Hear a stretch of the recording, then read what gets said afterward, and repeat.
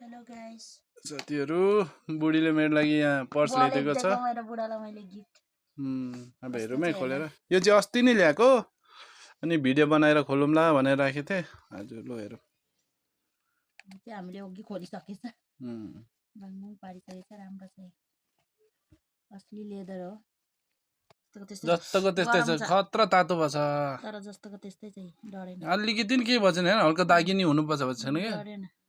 यसको प्रुफ चाहिँ हो यो नयाँको नयाँ छ यही चाहिँ हो प्योर माल भन् लु यहाँ चाहिँ अब टेस्टिङ हुँदैछ लेदर प्योर हो कि हैन भनेर खतरा जलाइदियो साथीहरु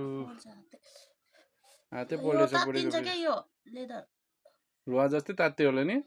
तर जल्दैन बाङ्गै भयो हेर न बाङ्गै भयो ऊ तातेर पुरै तातेर नि जल्दैन तर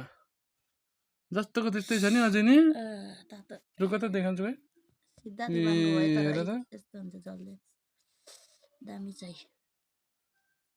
जस्तोको त्यस्तै छ अझै हामीले 3 बार ट्राई गरिसकियो हैन सुरुमा चाहिँ यादै भएन अर्को चोटी बनाउँदा भिडियो नभइछ